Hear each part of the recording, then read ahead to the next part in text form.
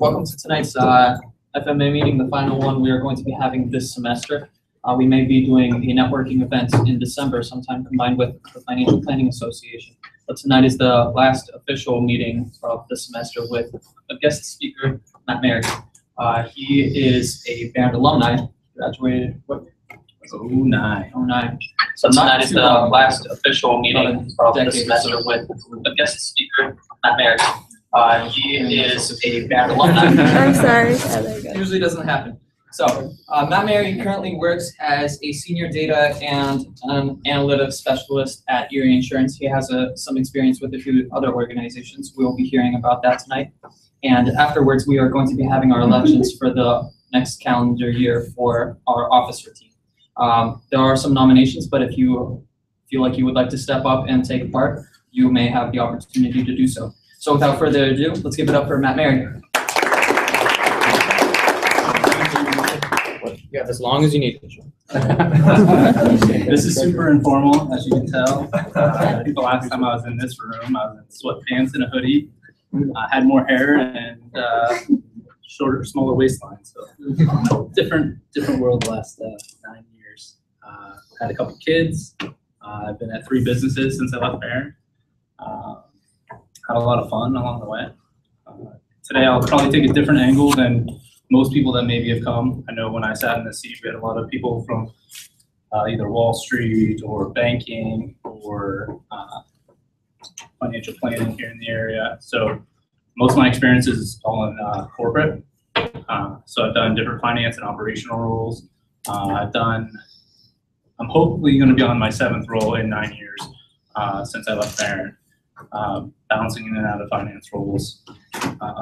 I'll try to talk a little bit more about do's and don'ts maybe, and talk about things that have worked really well for me as you start your career. I think that would, looking back, would be very helpful as I was sitting in your seat on some of the things that I've learned along the way that maybe will make a smoother transition for you as you enter the workforce. Does anybody have any initial questions? So I started here at Barron. I interned with GE Transportation here in Erie. I did a couple different roles in customer service and then engineering finance, helping the financial analysts in the area. That was right around 09 when the market was pretty tough, so I didn't have a job at GE at the time. I was fortunate enough to land a job with American Eagle Outfitters, their corporate headquarters. So I did like an inventory allocation analyst role. So I was moving the product around the US and Canada to the different stores, doing analytics around the sizing. So making sure that we had the right size by the right store in the different regions. So you wouldn't think that's as complicated as it may be, but it really is. When you get into where do certain colors sell better. So different regions sell better in orange and red versus, maybe on where it's more summer, right? Down in the south. So I did, so I allocated inventory and kind of helped with some of the planning pieces of the retail side. That was really interesting, awesome business if you ever have an opportunity to work for that company. Very young and progressive and flexible. You can wear a sweatshirt to work. Very different than some of the other cultures that I've experienced so far, but American Eagle was awesome. Did it for about 1.5 years. And then GE came back and reached out to me and said, hey, we think you did a nice job in your internship, and we'd like you to come back for this financial analyst role. So I was managing these government contracts that we were signing at the time, still recovering, from the financial crisis. So when we were recovering, they thought, hey, let's go after all these government grants, right? And it's pretty tough for a company the size of GE to get some of the, there's a lot of small business set-asides and different things like that. But there was some opportunity, but not necessarily at the scale that GE really needed. So I was asked to kind of take on the financial analyst role in their engineering department. So that's really mostly all base costs. We're about 250 million of base cost, 1,200 plus engineers around the globe. So with multiple time zones, taking calls at 6 in the morning and 10 at night. That was a really awesome experience. You're dealing with different agreements, so you need to understand the agreements that we signed in different countries, and you're dealing with labor laws and how they record their time in different places.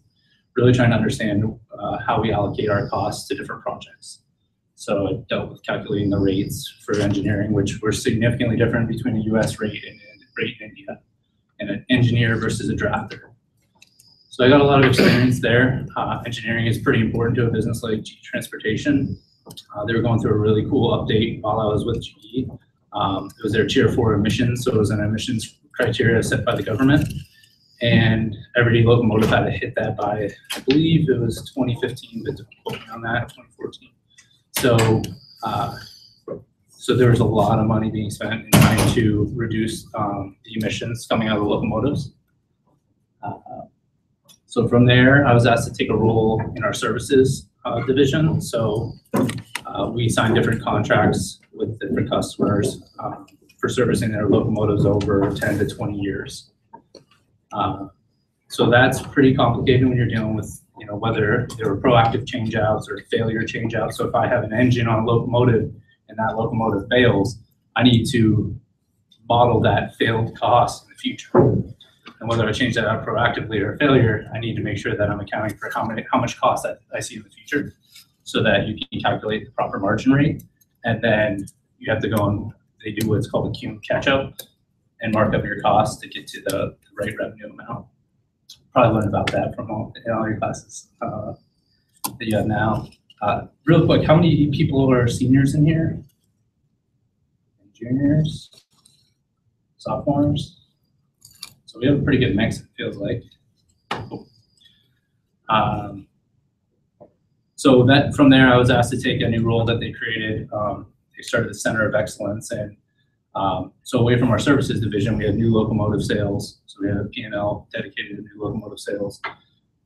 We had a mining division, and then we had a new startup that was modernizing locomotives. So we broke out as a separate P&L as well.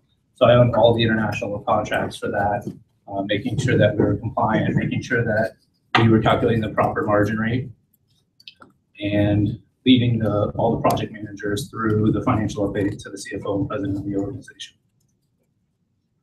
So that was my GE experience.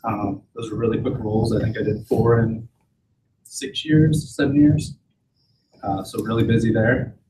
And then finally, my wife and I had a baby and lost a baby, and my next role would have been outside of Erie with GE, which I love GE and I would have stayed working for them. But the best thing for my family was to find a role here in Erie. And I was fortunate and blessed to find a role within Erie Insurance. So fantastic company. I can't say a bad thing about any of the companies I've worked for, but Erie is a special place. So I've been really happy. I joined Erie a little over a year ago. So I kind of took a different step out of finance, and now I'm doing kind of an operational role, doing data and analytics for them. So there's a big push on big data, or some of the big buzzwords, right? So they're really starting to work towards making more data-driven decisions.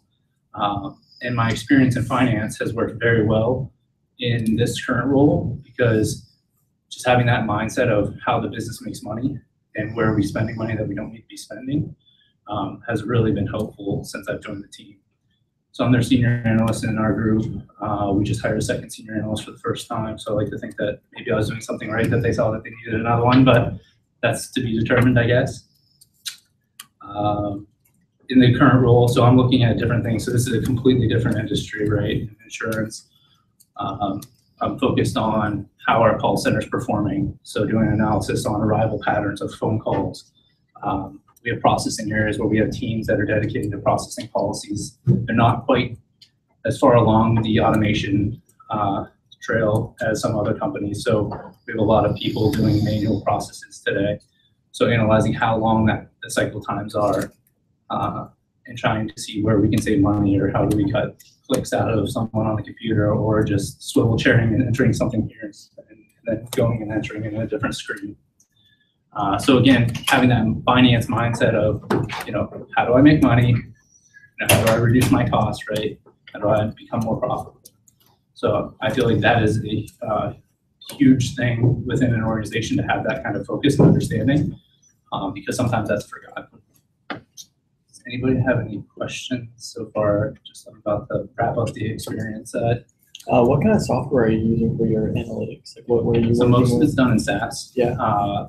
Having the finance background, we didn't necessarily go down that path when I was in college, right? That was one of the questions I was going to ask the group is anybody learning SQL or SAS or there's Python or so that's probably a skill set that depending on what company you're going to is a desired skill set. Some people will keep it more in IT, some of them will have like a shadow IT within a different area, but the ability to crunch large amounts of data is a skill, a desired skill right now for sure, especially in insurance. It's a good question. I want this to feel more like informal. Like I feel like everybody's so quiet and serious. So. Could you talk more about maybe the transition to Erie Insurance, like how you went from somewhere where you really weren't insurance at all to going right in for it? Absolutely. So what I do today is not directly. I'm not selling insurance, right? So I'm trying to develop that skill set and understanding that I don't currently probably have or as sharp as I would like to be on that. I'm probably going to get into a lot of that here very shortly, but I think a lot of it is just asking questions and building network, right? And but let's wait 1 second. I'll kind of get into that. That's a great question as well. Anything else for career or questions about the companies? All right. So the next part I just want to talk about was some of the things that I've done to move quickly within an organization, build credibility in each role quickly. Those are things that you'll find are very important. I think that one thing that I've really focused on is building relationships, and I'd probably put that number one above anything else is establishing those relationships with the company. So you're going to come out of college, hopefully you've done an internship. Those are really important. You're going to get a job, you're going to start within a company and know virtually nothing, right? So you'll have your background from college, so you'll have the understanding from the finance side or accounting, or do we have any other majors here? Which is? I'm doing math. Math, okay. So you have your college experience, maybe some internship experience, but from a true understanding of the organization, you probably don't know a whole lot, right? So one of the things is starting to network, going to the community service events, staying late at work, asking questions. Once you're starting to get comfortable in your current position and understanding what you're responsible for, I recommend sitting down and working with peers, right? Going, like, for an example, when I was in the engineering department, I sat with our locomotive sales team, or I worked with our supply chain team, and really try to understand and get a different lens on the business, because you'll notice the people that you work with today are maybe very focused on the task at hand, but what's going to really help you is connecting the dots throughout the organization. So being able to understand what the pain points are from the supply chain, understanding why it's so tough to get a new sale, locomotives, right? So in the engineering department, I keep getting asked to reduce my cost because we don't have that top line growth, right? So the more questions and the more understanding you can gather throughout the business is really going to be helpful. Along with that, I hit on community service. I think that's really important, and I think it's really important to a lot of organizations. So finding things that you're passionate about, leading some of those events are a great opportunity. One of the things that I think about is, people think I need to be in management to lead, right? And that's not true. Any role that I've taken a leadership stance in every one of those roles. So whether it's coaching other interns or coaching peers through, what you've learned, that you need to take advantage of those opportunities. You become a subject matter expert in what you're doing, and how do you make sure that other peers in the organization understand what you're working on, because what you're working on is very important, right? So, in a lot of different areas, don't take the time to understand that. So if you're the person that does do things like that, you're going to stand out. Any questions on that piece? No. So communication, I touched on a little bit. So communication is huge, right up there with networking, right? So being able to understand your audience and focus on that, that's something I write in my performance assessment every year that I want to focus on, because being able to communicate up and down and across your peers is very important. If you're in a finance role and you're working with an IT team, you're speaking a different language in some ways. So how do you focus your communication to the audience. I noticed really quickly that when I sat in, my second role there, I was starting to get pulled in with our president of engineering and our CFO, and what they care about and what I think is important was sometimes tougher. So that's something that you really should focus on. It's probably 2 or 3 bullets where maybe when you're talking to your direct supervisor or your peer, you're talking about, well, I'm worried about this journal entry and I'm off $300,000 here on 50 million, right? You're probably your president at that point, figures that you're going to go and figure that out, but he might not need to know, or she might not need to know, the details, right? So it's tailoring your message. So really focusing on that and finding a mentor. I'd recommend, first 6 months on the job, find a mentor. Find someone that you can trust and build a connection with, and someone that's going to look out for you within the organization. Any other? Do you have anything to add to that? You're doing great. No? Keep going.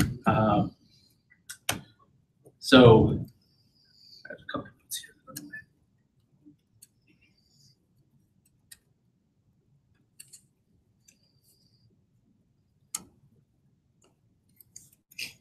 So the other thing I think is really important, it's easy to get caught up on the task at hand, whether you're analyzing the general ledger or working a new project that's supposed to streamline a process.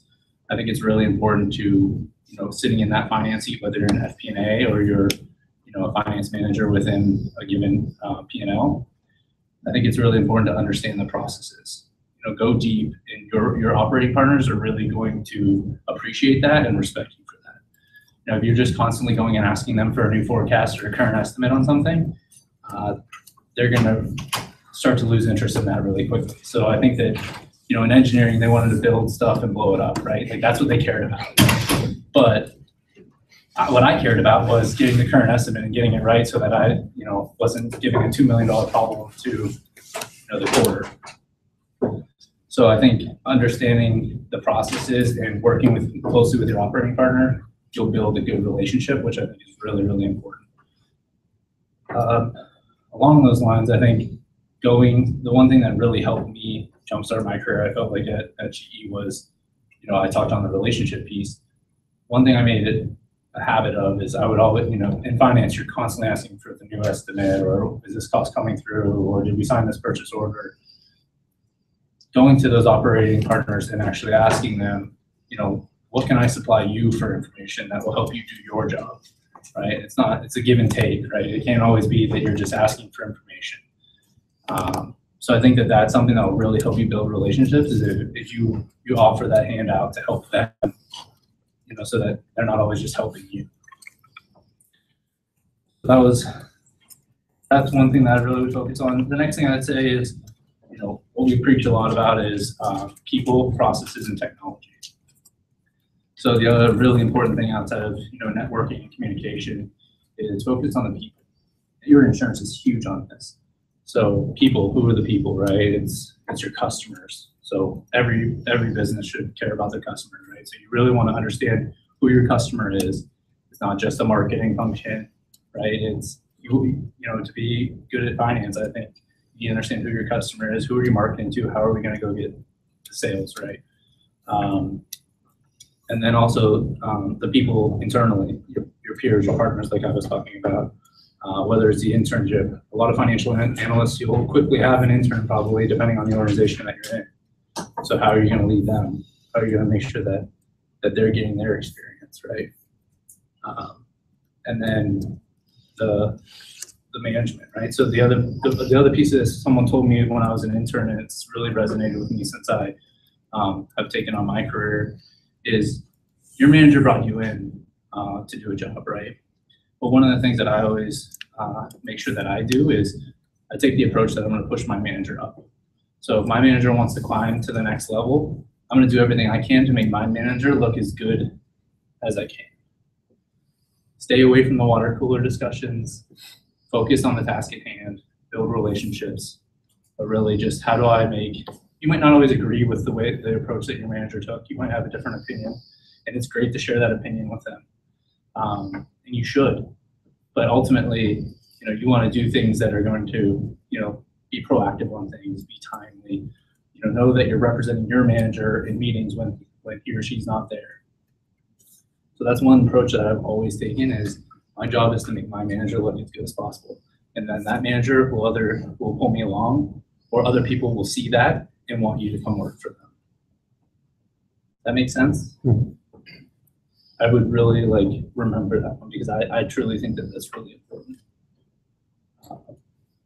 So from a process, we talked about that. I don't want to talk too much longer on that, but I really think it's important. It's easy sometimes in finance, especially as a financial analyst starting out, to just focus on whether you're the one in charge of booking the journal entries, or if you're set on a project, or if you're an FMA doing the current year roll up or current quarter roll up.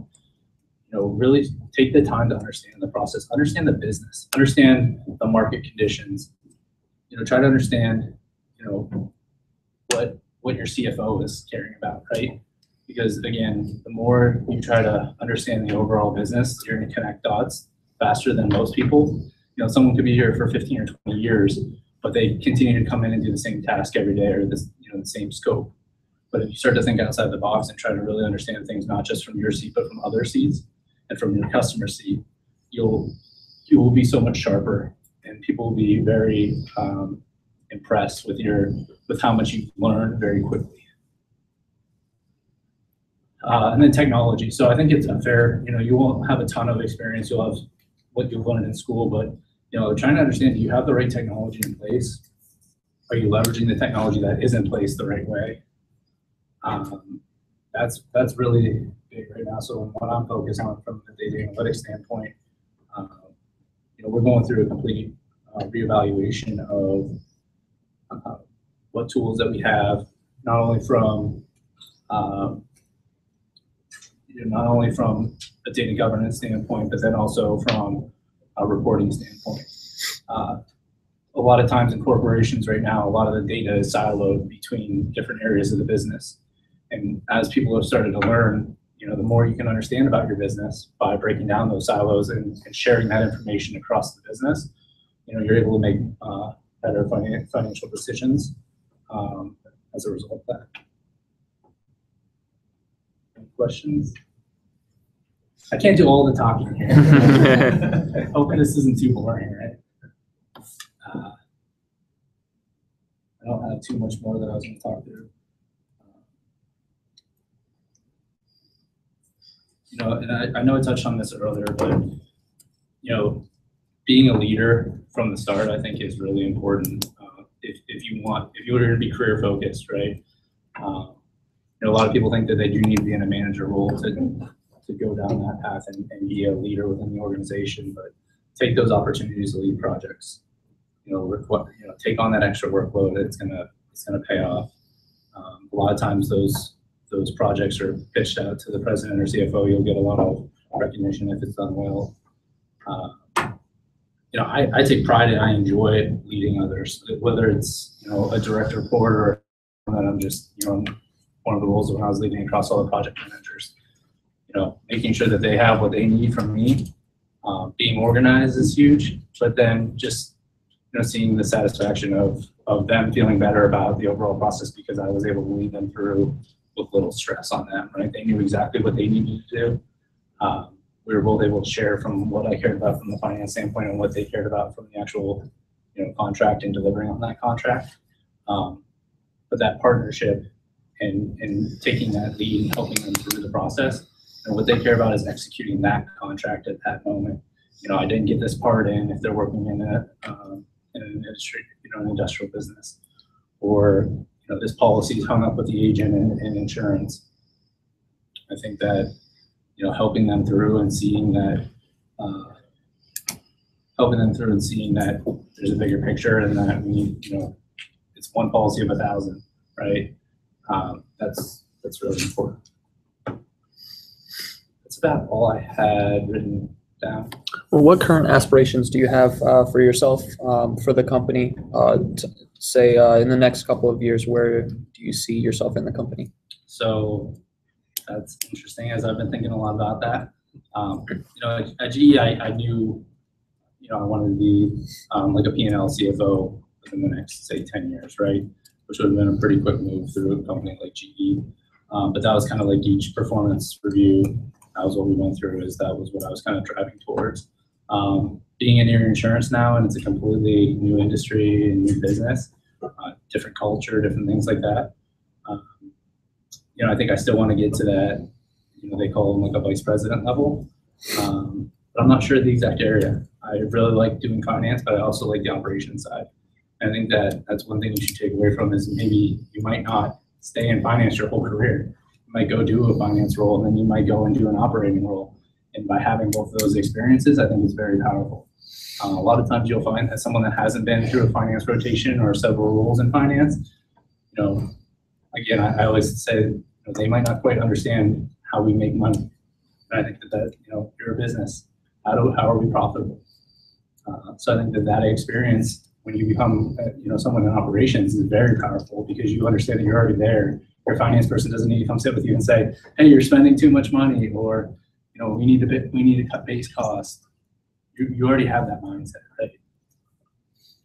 And less than a decade ago, you were saying these things, going to classes and so forth. So if you could, with the wisdom you have now, and you could come back and advise your earlier self, obviously looking at the folks here, what would you be telling undergraduate students that they need to do to get themselves prepared for careers? Absolutely. So there's a few things I think. So I probably would have taken the schooling even more serious. I think that you learn, like, this is just a great program here, or multiple programs. The finance program I can speak to. I did a good amount of the accounting classes as well. Just phenomenal program. Like, take the time, really understand that that's what you're here for. That's the main focus, right? Build your network here. Realize that the people that you're sitting across from are going to be future leaders at other organizations. And I can speak from firsthand on either pulling people from other businesses to come work with me, being asked to go to other organizations through the relationships that I established here. You know, so it's not just, hey, I had a good time on Friday night, and that relationship is not going to be the relationship that most likely lands you a job at another company, where they're knocking down the door saying, hey, you need to hire this person, right? But, you know, if they know that, hey, you worked hard in school and you were part of the finance clubs and you participated in some of the community service and, you know, you were well-rounded, and then clearly you have a resume that's established from working at other businesses, they're going to feel a lot more comfortable about saying, hey, you should hire this person, right?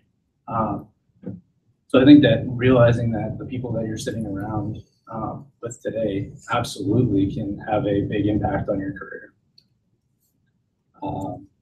So definitely pay attention more. Know that the people around you are very important. I think just enjoying this time, but finding time to do an internship, I think, is really important.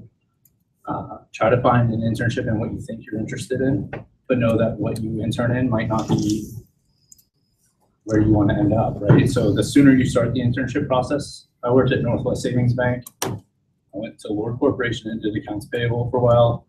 And then I was at GE internship while I was in college. So I had 3 different experiences before I even left my senior year. So I think that, you know, I thought initially I wanted to do financial planning. And then I thought maybe I was going to lean towards more of the accounting route at Lord. And then I realized I thought I wanted to be more on the finance side at GE. So, you know, I bounced around and got to see a couple different areas. And then I went and did retail for a while, right, outside of finance, and then did 4 finance roles at GE, you know, doing an operations role within the customer service division at Erie Insurance. I think my next role will probably be back in finance, but there's no promises there. I don't know for sure, but yeah, to answer your question, I think that it'll be a leadership role with direct reports, and that's really where my next step, I think, is I want to lead my own team. I want to grow people. That's something that I'm really interested in doing, and I enjoy seeing other people develop. So I take a lot of time. I have 5 other analysts within our team that are, you know, just starting their careers. So I try to give them tips and try to work with them, which brings me to one other thing I wanted to touch on. So presentation. So we talked about communication and things like that. You know, get your thoughts down on paper. You know, come to meetings prepared. Put a PowerPoint together that's clear, that can stand on its own, so that if you email the presentation out, everybody's not looking at it and going, I don't know what this table is. There's no, there's no summary. There's no 3 or 4 bullets of like, this is what I'm trying to tell you, and realizing that, just because you understand it from the finance side doesn't necessarily mean that the operating team is going to understand with just the table that you provide. I think that that's another really important thing. What are some things you think we could implement now to start developing leadership skills and becoming, doing leadership things more of a habit? So I think that there's always opportunities to lead for community service. So I think that that's always a great start. They need help in so many of the different organizations. There's so many local organizations that need help, and they're more than happy to hand off an event or a project. I mean, you can get quick, self-fulfilling opportunities of leadership by taking advantage of some of those things. Internships will give you that opportunity. Everybody, no one's afraid to give more work off their plate when everybody's really busy, right? So asking to take on a project, leading within the finance or accounting club, right? There's opportunities there. Those are probably the big ones that come to mind. Do you have any? That's great. Just out of curiosity, what kind of what kind of community service efforts are you involved in? So right now, actually, Phil and I are on a board together. So Phil just joined us last month, I believe. Yeah. So there's a local organization called Grady's Decision. Okay. Has anybody heard of that? Yeah. There's probably not a lot here. So it's really an organization dedicated to supporting families that have children in the NICU. So children that are born early, there's a lot of financial burden that happens when a baby is delivered at 26 weeks. We had a baby that was born not so early, but she had severe medical issues, right? She had a rare brain syndrome. So just having that support of this organization, whether it was emotional or financial, was really important. And so I had the opportunity. They had asked me to come join their board and I wear like a finance and strategy type hat for them. And Phil just joined as the treasurer, so we work together now. So that's one thing. When I was in high school, my dad had cancer, so my coach and I led a basketball marathon here in town where we did 12 hours of basketball. We did that for 6 years, I believe. And then, all the corporations, whether it's GE or your insurance, have several events around town, whether it's helping with the schools or going to the food bank, cleaning up the area, the downtown area. Like Friday night, I'm helping. They're doing some luminaries down at Perry Square for the holiday. So there's plenty of opportunities. I'd say get involved. Take that opportunity. That's something that's really easy. It's self-fulfilling. So that's what I would recommend. So you said you're using statistical programming languages. What was kind of your approach to learning more about data? I mean, I know it's a lot different from finance, but I feel like finance and data science are going to be huge in the future. So what was really your approach to learning more about that? Yeah, so I'll admit that I am not a strong programmer. And honestly, time just hasn't allowed itself the last year with your insurance. So as a senior analyst, I'm coaching the other analysts on the team through builds or developments, using SAS primarily. I will tweak some of the existing code that we have built, but I haven't necessarily taken on the responsibility of writing my own programs. Whether you're using that to develop a dashboard in Excel, or there's several different ways that you can do it. But I would recommend that if you have the time to get that experience, I think that it's, if you have a SQL background, you're gonna pick up SAS just fine. So if you have any sort of coding background, I think that, the different languages will come to you very easily. I'm pretty strong, I guess, with Excel just because in finance, like, you live and breathe the spreadsheets, right? So I've noticed that there's definitely some differences on the logic of how you work through developing, whatever analysis that you're doing. But I definitely think that whether you have that background initially or not, it's something you can, pick up if you want to put it in time. And it's definitely being used a lot more. SAS was used at GE, SAS was used at area insurance. It's something that I don't see going away. sometimes you'll be fortunate enough to have like a user interface, whether it's Cognos or Oracle BI, that'll crunch a lot of it for you, or you have some canned reporting. But depending on the organization, they might expect you to do more SQL or SAS to come up with the model that you want to build. What would you say is a typical career path to become a senior analyst through your insurance? Through your insurance specifically? Yeah. So I don't want to speak necessarily for the organization I've only been a part of for a year as I came in as a senior, but I think it's usually, years of experience. I recommend getting years of experience in different areas. I think it's one of the big things for me is having that different lens on the business. So whether you're in a role for 3 years and you want to, poke and try to understand the different areas by having meetings and asking questions is a great way. But if you have the opportunity to be an analyst in one area, whether you're in customer service and you're an analyst in IT or you're an analyst in processing or underwriting, I think that trying to get multiple experiences will help you get those higher level positions as an analyst. Can you talk more about the culture of the company? Yeah, so Erie, fantastic company. Really has strong values. They have a rich history, and I think that they are very proud of that history. They're very employee and agent and customer focused. That is top priority.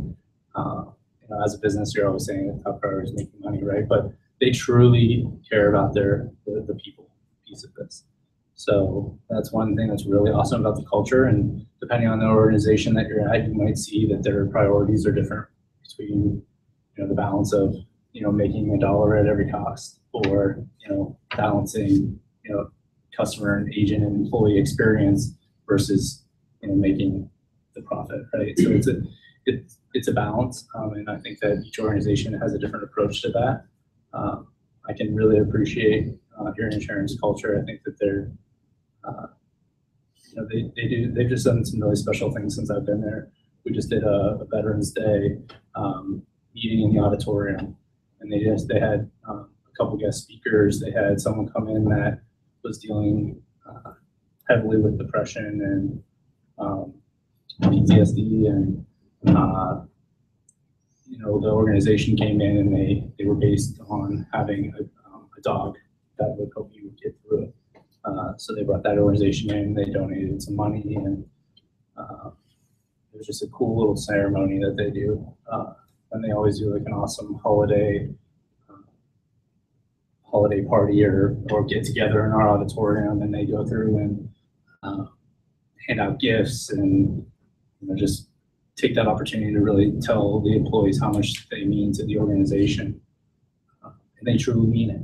So I think that they just have a fantastic culture there. What would you say is your favorite part about your job? Favorite part about the job? I think working with people. So one thing you'll learn is that you'll come into a role, and what they initially thought that role may be might change within months of you taking that position. And that role can be as big as you want it to be.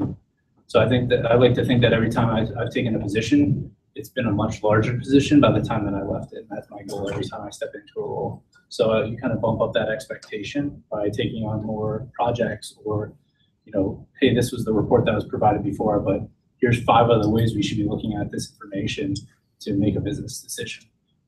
So I think that that's another thing that I would really write down and take away is when you start going through your 3 and 6 and 9 months, evaluations or conversations, whether you do it weekly or monthly or quarterly, am I making the role bigger than, or is the shoes to fill bigger when I'm leaving the position than when I started? I guess I'm going to touch on one of the things. I feel like this has come up recently with a couple different teams that I've been dealing with. And so first job out of college, and you're motivated and you want to be the CFO, right? As soon as possible, right? And you got school debt, and you want to get to the next level. Bills are tight. You want to get a house, or you want to rent a better apartment, or you want to live in the city, in a more expensive city, whatever that is, right? whatever motivates you. One thing I'd recommend is still having some patience. Like, you're gonna come into an organization, realize that you're not gonna move in less than a year. Like, the chances of that are so slim. You know, if there's a real opportunity, maybe if you're doing a fantastic job, you might move into a different position. But recognize that you're in a committed role if you're gonna stay with that organization for 1 to 3 years. And I recommend trying, you know, my career path has been closer to that 1.5 year mark in each role probably, but that doesn't always happen. You know, if you do the right things and you network properly and you knock it out of the park as much as you can, you know, I think that you'll move faster. But just recognize that, you know, the business recognizes that you have the school debt and that you have competing life priorities, but just realize that there's other people in that organization that have more experience than you coming out of school, and you just have to balance that and know that putting in your time is going to be a piece of this. You know, it's not you're going to sit in this role for 5 years, but realize that it might not be, you know, you're probably not going to move out of that role in less than a year. So I think that sometimes is a little eye-opening for some of the kids coming out of college that I've worked with.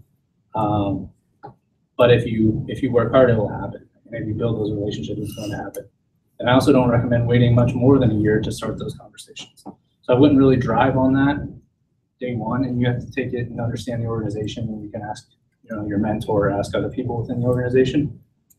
I wouldn't have the conversation before a year really, unless it was to come up like, what do you want to do next? But then also don't wait. Have that conversation. If you're motivated, you want to be in a different role or, you know, more, you know, sometimes it might come up with more work with less pay for a little while. Understand that might happen, but make sure you're having that conversation of where you want to be next. How do you get that experience?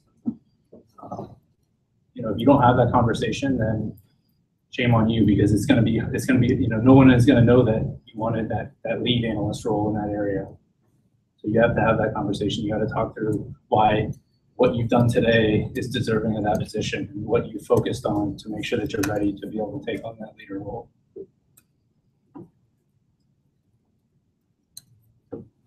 Anything else?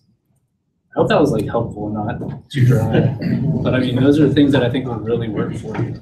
Just being genuine and saying that I think that you know, just working hard and communicating and building relationships is going to go so much further. You know, I realize that you don't have to be the smartest person or the most experienced person in the room, but if you sit back and you listen and understand what other people have, and you can leverage those other experiences to get through your project or your current position, that's going to get you further than being the smartest person in the room by far. The people that know how to leverage the experiences of others and work well with others are going to soar so much faster than the smartest person in the room that can't communicate, is not approachable. That's another huge thing. You know, be approachable. Like, make it open and honest with people that, hey, stop on my desk, ask me anything you need. You know, I make myself very, if someone's trying to get a hold of me, if they've tried to call me twice, I'll be surprised, because if someone pings me, I get out of my seat. That's another thing I'd recommend. If you have the luxury of not being in a business that has a huge global footprint, and most of the people that you're working with is within that building or a building near you, you know, if someone's pinging me and it's not a quick answer, I get up out of my seat and I walk down to them and I talk through it with them right then and there. And then if it needs to be a follow-up meeting or something else where it's more elaborate, that's fine. But I think going in that face-to-face contact and not just sitting at your computer and pinging back and forth or sending 8 emails. I don't know how many times I've been on an email chain where, you know, no one knows what they're really saying or asking. Like, that's just frustrating to people. So that's another thing I think that'll help you build those relationships is, hey, you know, your director is asking you a question, go find them. That'll really help build that relationship that you're willing to give them that attention. Anything else? Any other questions? Okay. Thank you for your time.